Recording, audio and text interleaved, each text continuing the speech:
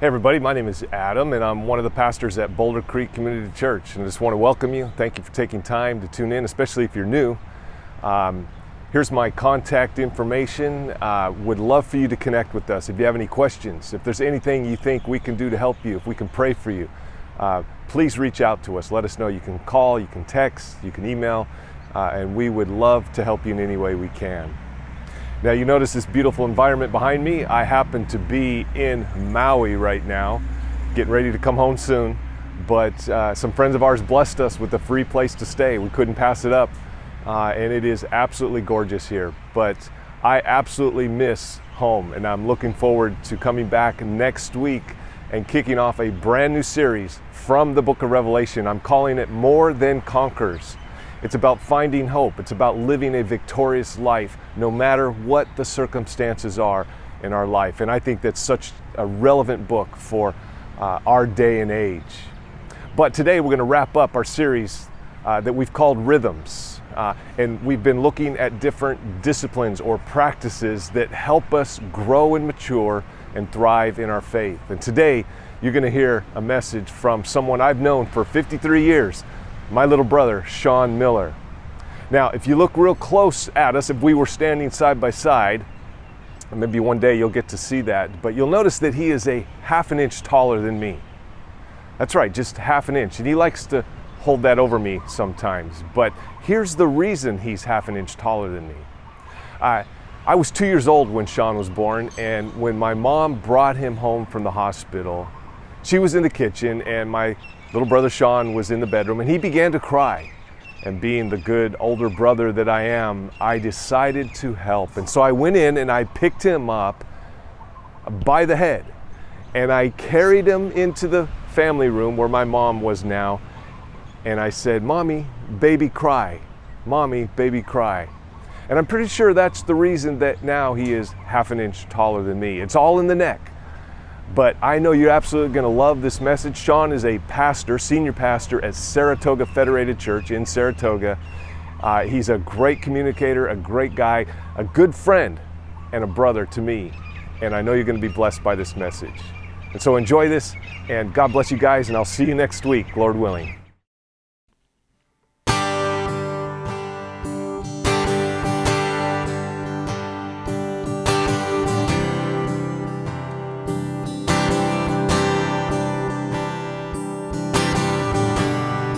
There's nothing worth more that could ever come close.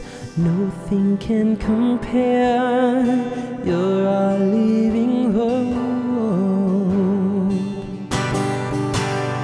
Your presence, Lord.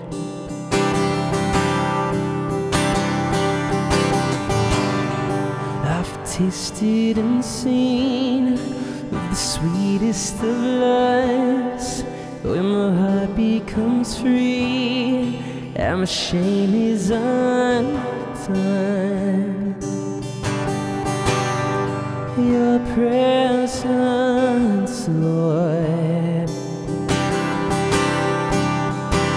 We sing, Holy Spirit, you are welcome here.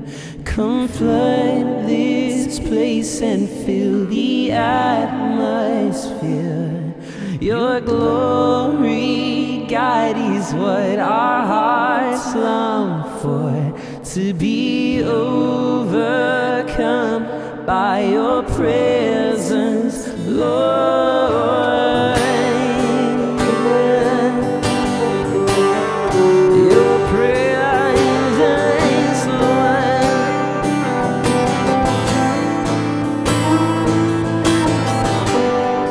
there's nothing worth more that ever come close. Nothing can compare. You're our living hope. Yeah, your presence, Lord. Hey, I've tasted and seen the sweetest of lives, when my heart becomes free, when my shame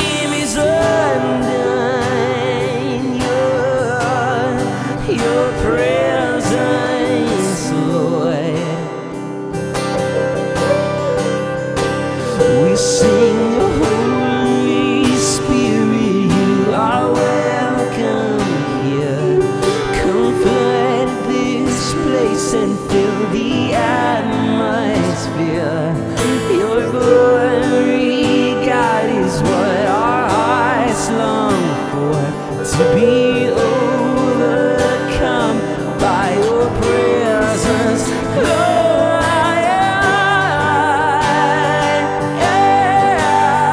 Your presence, Lord.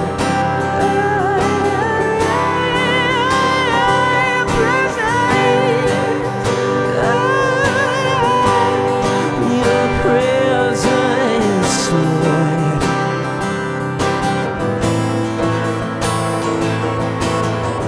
Let us become more aware of your presence. Let us experience the glory of your goodness.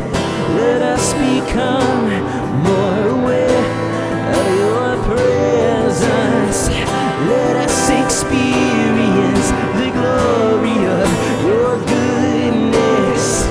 Let us become more aware of your presence. Let us experience the glory of your goodness, Lord. Holy Spirit, you are welcome here. Come flood this place and fill the atmosphere. Your glory, God, is what our hearts long for, to be overcome by your presence, Lord.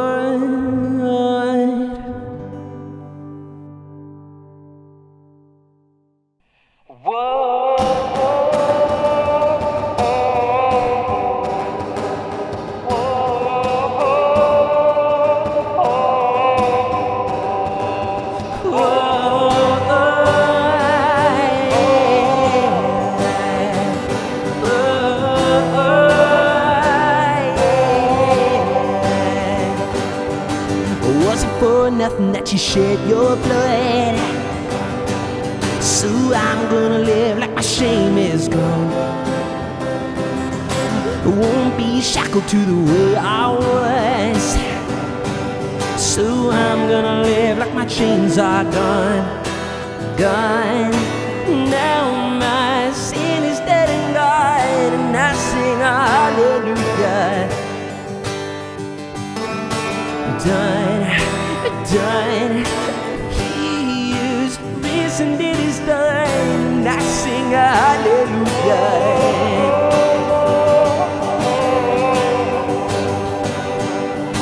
Praise is a weapon that will overcome. Oh, I'm gonna shout like the battle's won. Oh, fall back, devil, 'cause your time is up. Oh, I'm gonna live like the stone is gone, gone. Now my sin is dead and gone, and I sing hallelujah. Done, done. He is risen, it is done, and I sing hallelujah. Yeah, how great the power of the blood. Whoa, whoa. I am the righteousness of God.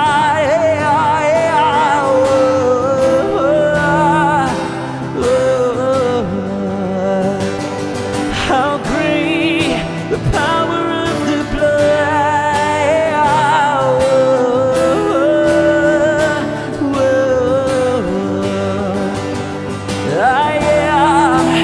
righteousness of God, yeah, yeah. Whoa,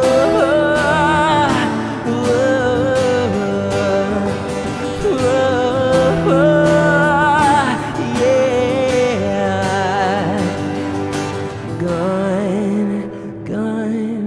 Now my sin is dead and gone, and I sing hallelujah. Done, done. He is risen, it is done, and I sing hallelujah. hallelujah. Gone, now my sin is dead and gone, and I sing a hallelujah. Done, oh, he is risen, it is done, and I sing a hallelujah.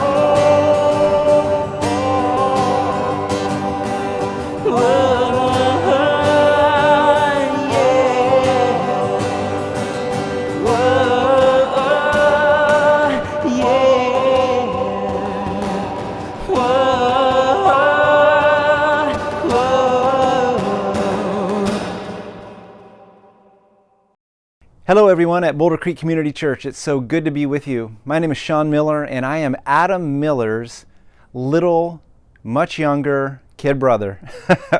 Actually, we're only a couple years apart. And as I told you last time, we were kind of raised like twins. In fact, once my mom made us both wear the same lederhosen outfit. For some reason. I don't know why she wanted to do that, but I have pictures of it. And once we went to Hawaii and my mom made us matching leisure suits. Now this is back when you used to dress up to get on the airplane. I think it was the late 70s. I was 8 years old. And so anyway, it's good to be with you, and it's good to hear that you are all in a series right now called Rhythms. And it's all about soul care, and that is so important, especially in times like these. You know, when Adam and I were younger, one of the favorite movies that we had was The Wizard of Oz. And it came on once a year, and if you missed it, you missed it, because there were no VCRs, and you certainly weren't going to download the thing. And my mom would make a big bowl of popcorn, the kids would hit the floor, the lights would go down, and the movie would come on. And I think Adam liked it, but I know it was one of my favorite. I just loved everything about this film. The black and white, the music, the crazy characters, the Wicked Witch of the West scared me. My favorite character was the Scarecrow. I just loved how he danced and how he was such an optimist and how he showed courage. But when I got older and I read the book that was written in 1900 by Lyman Frank Baum, the story, the character that had the best story was the one we know as the Tin Man. Did you know that the Tin Man was once a real man? And he was in love. He was in love with the Munchkin maiden, and he wanted to marry her, and so he went off to build them a house in the woods. But the old, crabby, selfish woman that the Munchkin maiden lived with wanted to keep her all to herself. She wanted her to serve her and take care of her, and so she went to the Wicked Witch, and they decided to cast a spell on the woodman's axe. And when that happened, his axe slipped and it chopped off one of his limbs. And then later on, another limb and another limb and another limb. And pretty soon, he was a body of tin. Because every single time that happened, he would go to the tinner and the tinner would fix him all up.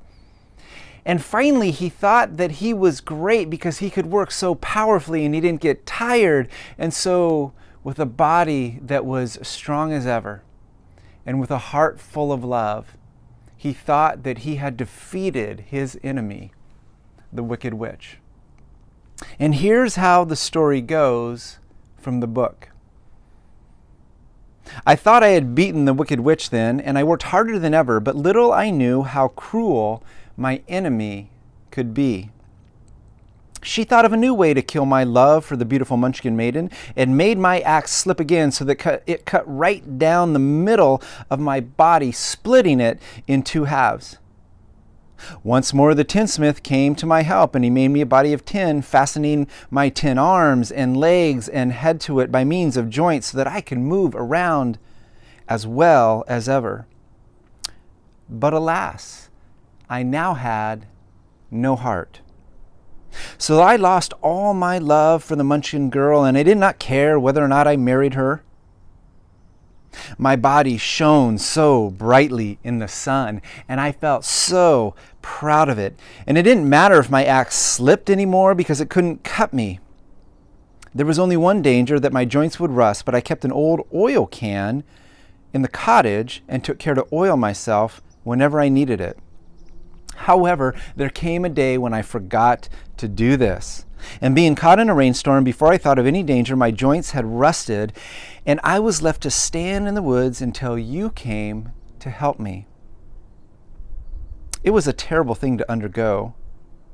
But during the year I stood there, I had time to think of the greatest loss I had known.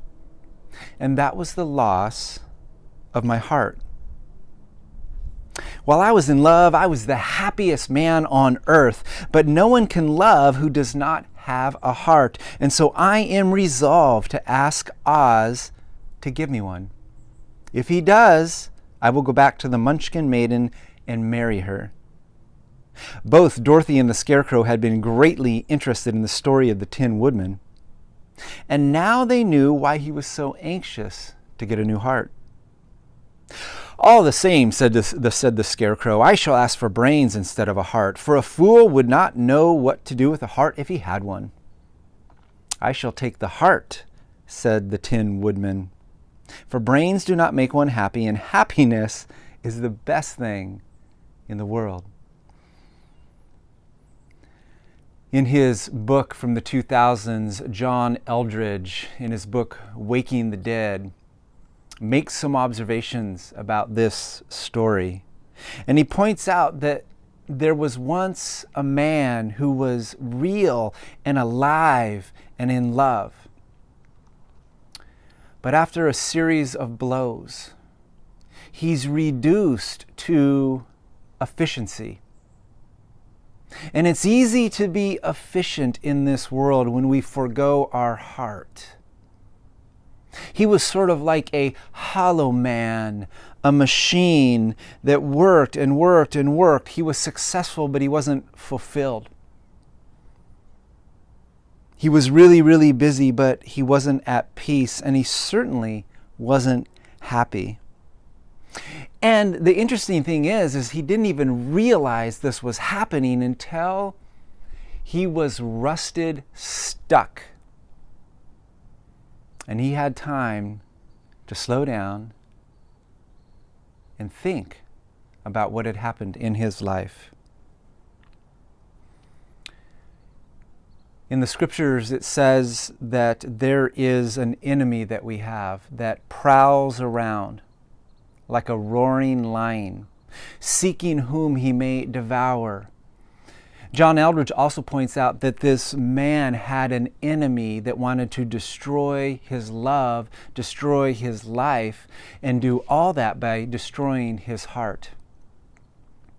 And we know that we have an enemy as well, and this enemy has his eyes fixed on your heart.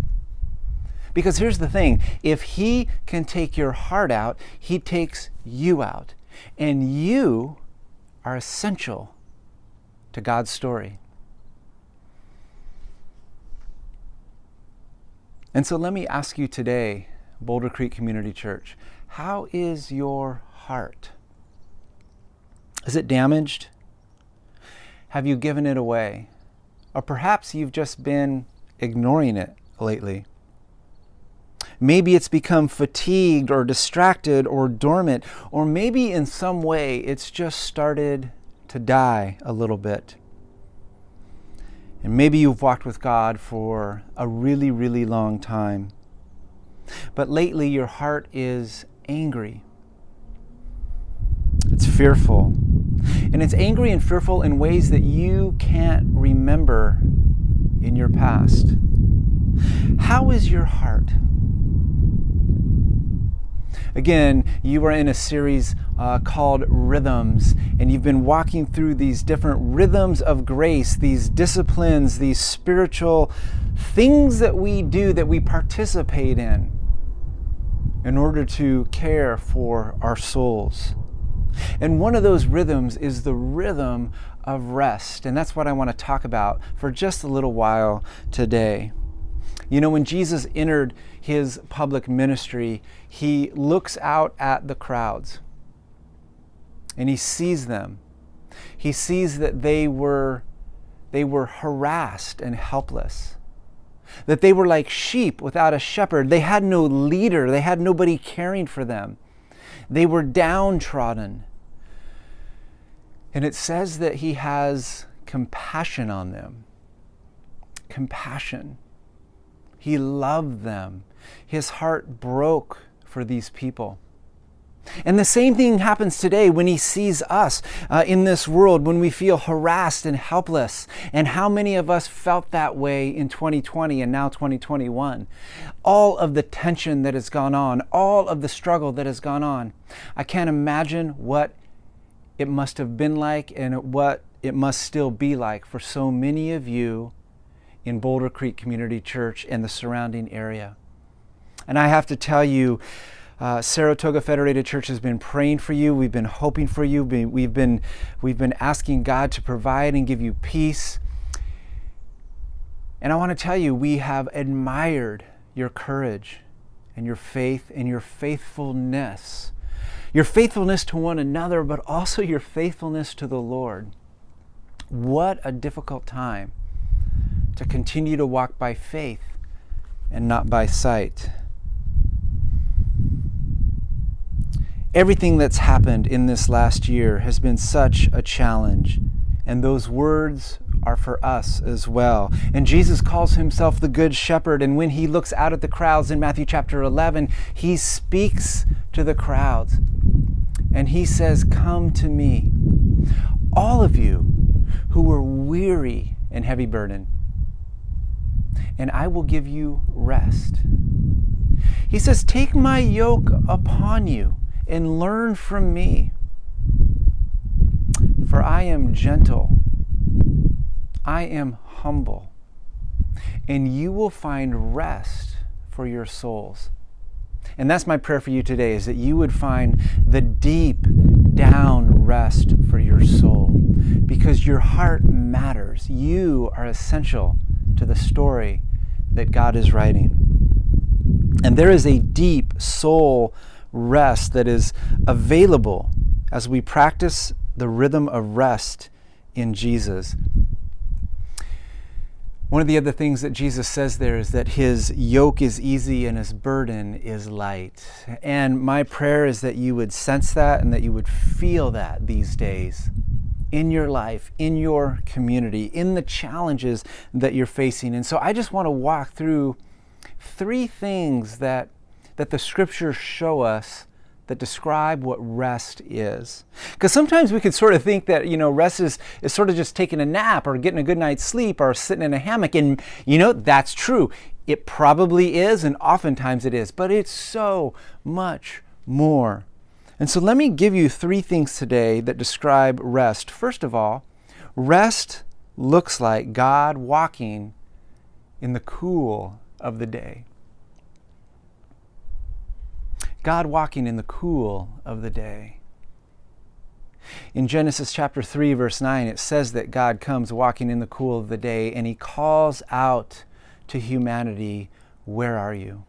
And of course, they're hiding from him, and oftentimes we still hide from God. And he's calling out, "Where are you?" It's an invitation to come and rest. And the reason why we know this is because this story starts not in Genesis 3, but in Genesis chapter 1, when it says that God creates the heavens and the earth. And the way it describes this at the very beginning in verses 1, 2, and 3 of Genesis chapter 1 is that there is this chaos. There's this wild country called earth. In fact, in Hebrew it says, tuhu buhu. The earth was filled with tuhu and buhu. It's sort of like, those are Hebrew words that mean an empty wasteland. If you've ever had a teenager and you go into the room, it's tuhu buhu, right? It's an empty wasteland. Clean this room up. And there was this voidness to the world. And it says that the Spirit of God is hovering over the waters. And in the ancient Near East, in literature around the world at that time, and certainly for the ancient Hebrews, the waters, the sea, was symbolic of chaos empty wasteland. And also evil. We read in Daniel chapter 9 that these beasts come up out of the sea. We read in the book of Revelation that at the end of this time, when God sets everything right and heaven and earth are met together, that there will be no more sea. And I don't think that means that there's not going to be a beautiful ocean that we're going to be able to walk by or go surfing or stuff like that. I believe in physical resurrection. This is 1 Corinthians 15, right? And so I think what it means is there's no more chaos. There's no more evil. There's no more wildfires and destruction and mudslides and evacuations and loss of loved ones and separation and all of the discord that's going on in our world politically, socially, whatever it might be. There is no more toohoo and boohoo. And then in Genesis chapter 1, right after that, as the Spirit of God is hovering over the waters, it says that God speaks and he says, "Let there be." And then there's a rhythm throughout the whole of chapter 1. It's a poem. It's a Hebrew poem. And in Hebrew, there is a cadence to it. Let there be, it is good. Let there be, it is good. And finally, it is very good. And God gets to the end of this beautiful, beautiful time of creating. And then he rests from all that he had done. And in the ancient Near East, when you would build something like that, when you would construct something like that, you would sit down and you would rest. And if it was a temple, for example, you would put the image of that God inside the temple. And it says that humanity was created in the image of God. And then you would go into that temple and you would fellowship with that God. And that image would reflect the praises of creation to God. And the image would also reflect the character of God to all of creation. And so this is a beautiful space, the overlapping of heaven and earth, the garden we call it. And God rests. And there's freedom. But he doesn't rest because his whole project is done. He doesn't rest because everything is completed. There is a part of it that's completed, but he gives humanity a calling. He gives humanity a mission. We're to fill the world. We are to reflect God's image into the world. We are to care for and steward creation. And so the mission of humanity in partnership with God is just beginning. And yet there is this moment of rest. And then there was this rhythm of rest that God gives to the ancient Israelites later on, where every 7 days they would rest. It was the Sabbath. And then every 7 years there was rest, and there would be this rest for the land so that even the creation could rest. And it says to allow the crops to come up, but don't pick them, don't farm that land. Let those who are needy, the widows and the sojourners and the fatherless come and take that food. Let it rest. And then once every 50 years, there was kind of the ultimate Sabbath, the ultimate rest, and that was called Jubilee. And I'll talk about that in just a little bit. And so God rests, and it says that he comes walking in the cool of the day. And it must have been beautiful. It must have been an incredible moment. What was that like, to walk in the garden? To breathe deeply, to have all your needs met, to not be in a rush. And so to rest has to do with relationship. It's relationship with God, relationship with one another. It says that the man and the woman were naked and not ashamed. And really what that's about, it's about vulnerability, it's about trust, it's about relationship, it's about intimacy, and it describes our relationship with God and our relationship with one another. Rest is about relationship. And so I would like to invite you to reflect on your relationships. Your relationship with God, your relationship with one another. How is your rest going these days?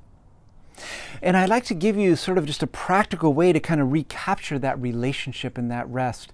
And one of the ways that I learned how to do that early on in my walk with Jesus is through seeking out the wisdom of a mentor of mine, because I was trying really hard to pray. I was trying really hard to connect with God. And I was just struggling to do that. I was struggling to rest in my relationship with God. And so I asked one of my mentors, who was in his 50s at the time, and he's passed away now. But I said, how do you do it? Because I saw this mentor of mine as a person that was so close to Jesus and so joyful. And I'm like, I want to be like that. So how do you do it? And he said, well, Sean, this is what I do. Every day I prog. And I thought, what are you talking about? Is that like some sort of Hebrew or Greek word that I haven't learned yet?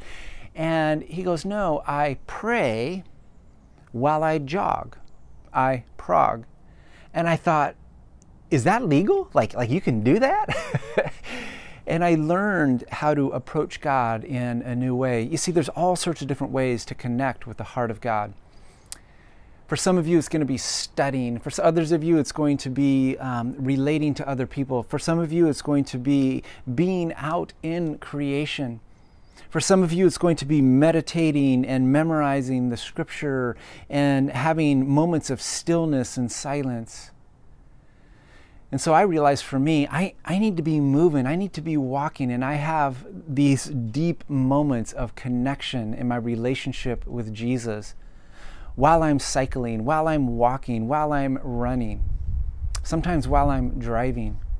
And it's beautiful, and it helps me to rest and recapture that relationship. Rest is about relationship. Secondly, rest is also about setting things right. Setting things right. And so I mentioned the Sabbath. And one of the things that happens in the Sabbath is we kind of get this reset. We are setting things right. And it's sort of like getting a good night's sleep, and you wake up in the morning and you feel really good. We have this daily rest that we can experience. But once a week, there was to be this resetting, this backing off of toil and work and drivenness and all of that. Can you imagine a generation of people raising another generation of people that just can't stop? They just can't stop working. They can't stop being driven. I mean, it will kill us. And so God provides this rhythm, this weekly rhythm. And again, there's an every 7-year rhythm, but Jubilee was the ultimate Sabbath. It was the ultimate reset. During the year of Jubilee, the ancient Israelites were commanded to kind of put everything back to where it belonged. So land would go back to its original owners. Remember, the ancient Israelites, they got land allotted to them by tribe. And so it was to be your land for life. But then you would sell off parcels of it and you would make deals, and 50 years would go by, but everything was to be reset.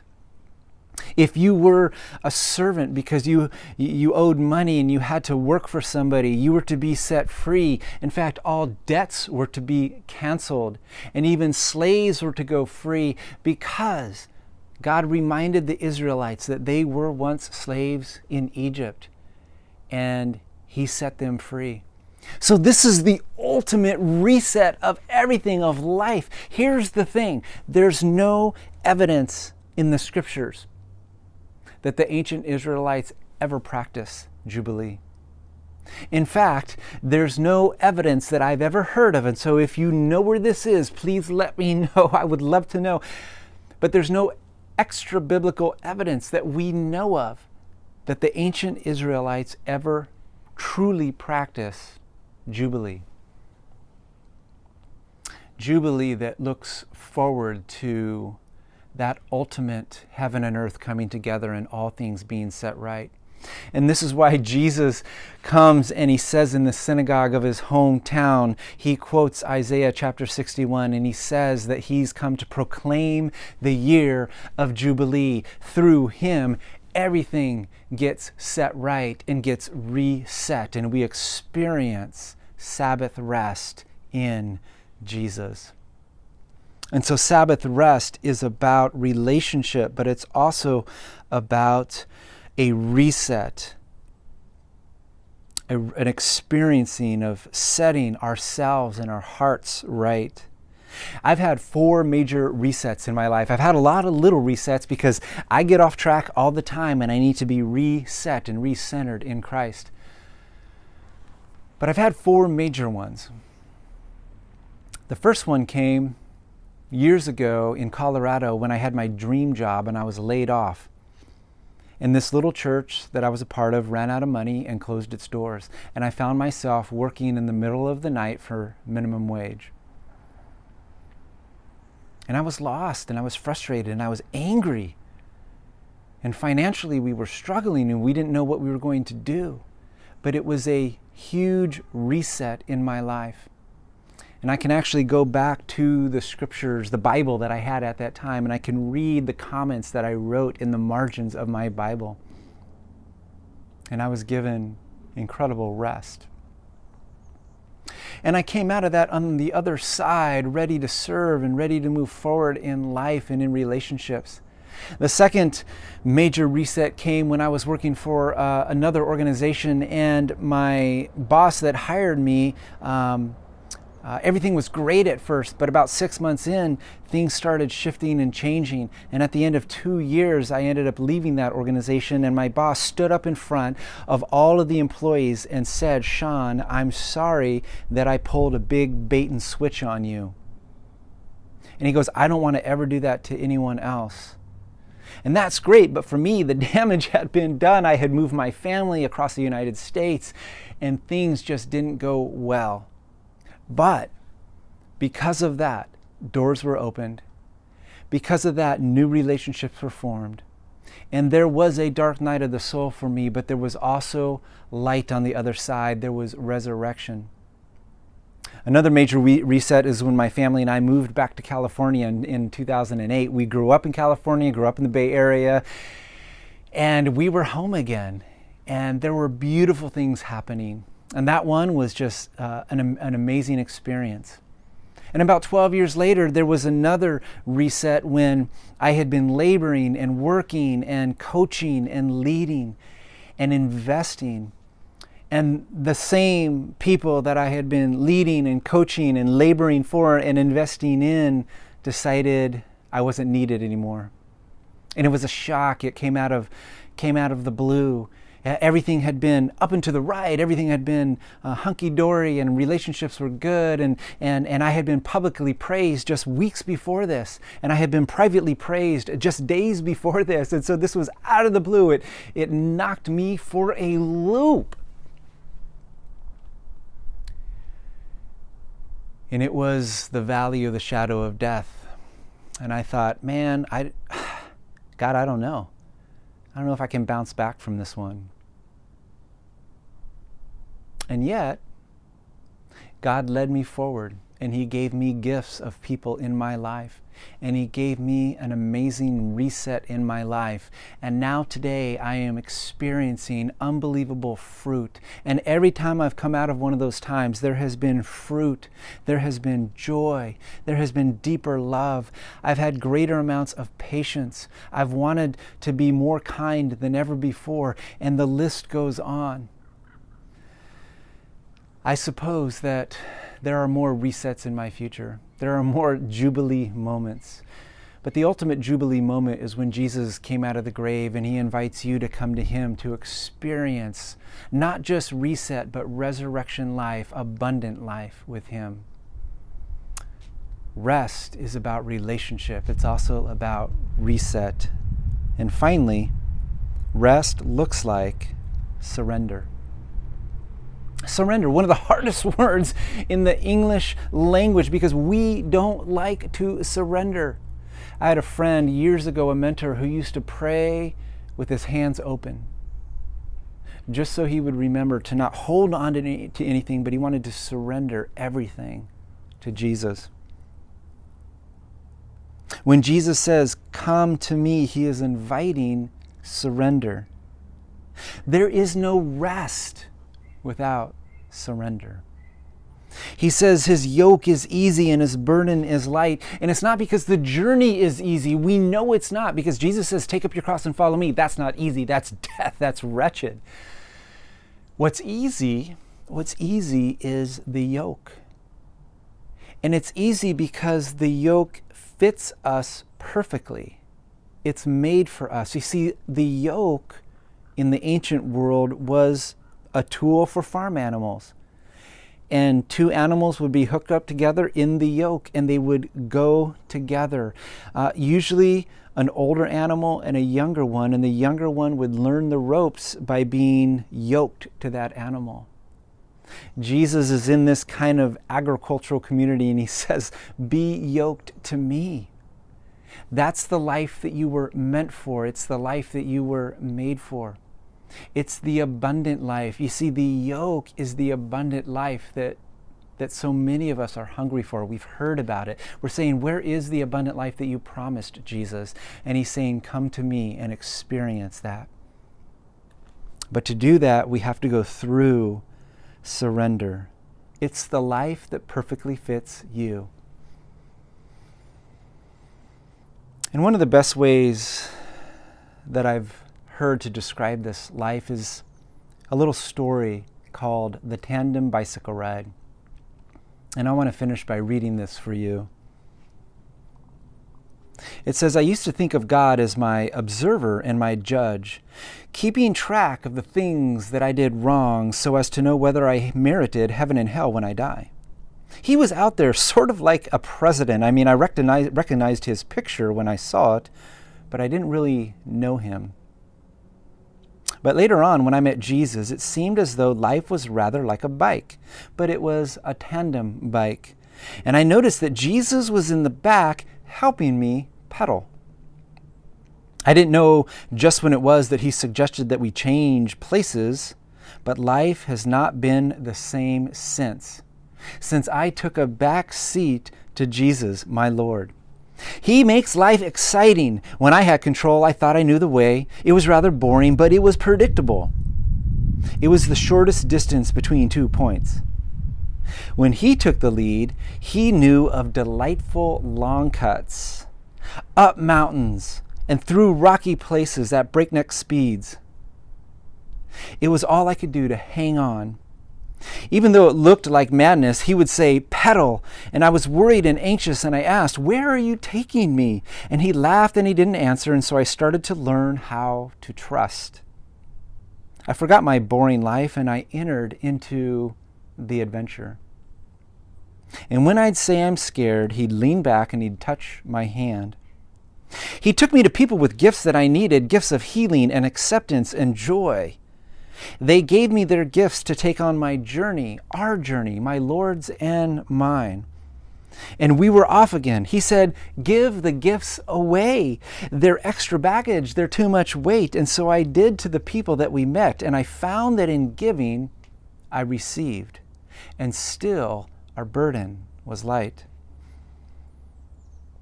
I didn't trust him at first in control of my life. I thought he'd wreck it. But he knows bike secrets. He knows how to make them bend around sharp corners and to jump to clear high rocks and to fly to shorten scary passages. And I'm learning how to shut up and pedal in the strangest places. And I'm beginning to enjoy the view and the cool breeze on my face with my delightful, constant companion, Jesus. And when I'm sure I just can't do any more, he just smiles and he says, pedal. And so may you find rest for your souls.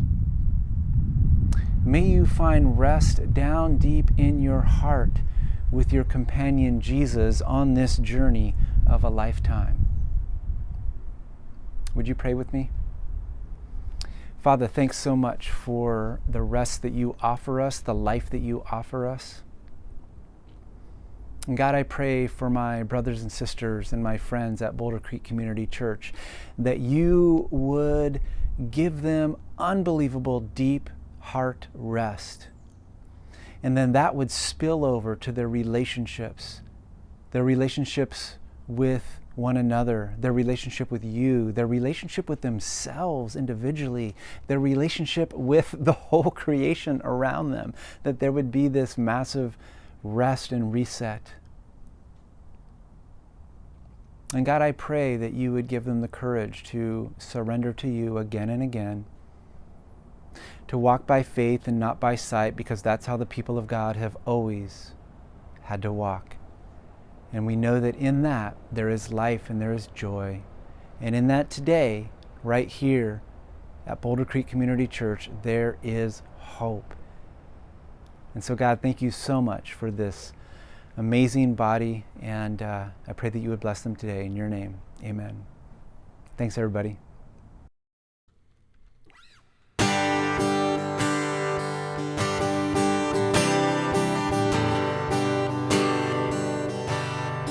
I searched the world, it couldn't fill me.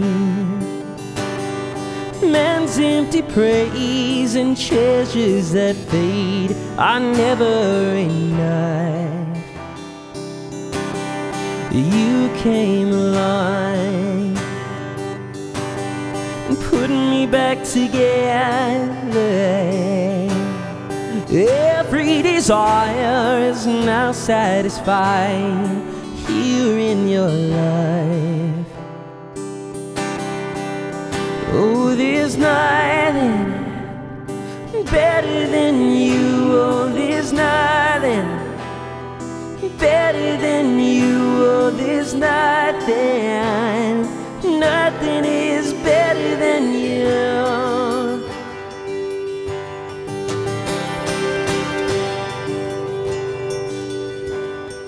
I'm not afraid to show you my weakness, my failures and flaws. Lord, you've seen them all, and you still call me friend.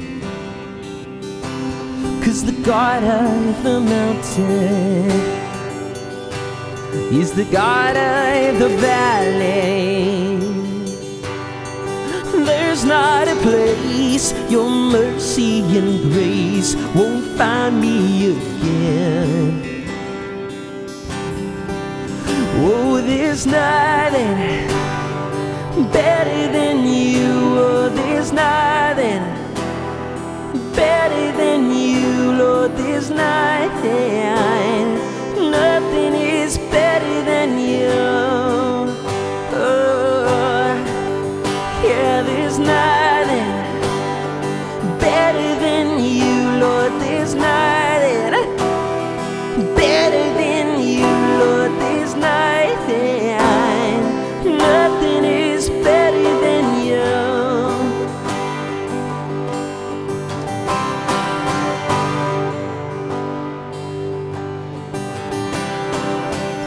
You turn mourning to dancing. You give beauty for ashes. You turn shame into glory. You're the only one who can. You turn mourning to dancing. You give beauty for ashes. You turn shame into glory. You're the only one who can. You turn graves into gardens. You turn bones into armies. You turn seas into highways. You're the only one who can. You're the only one who can. Oh, there's nothing better than you, Lord. There's nothing better than you, Lord. There's nothing is better than you. Oh, there's nothing better than you.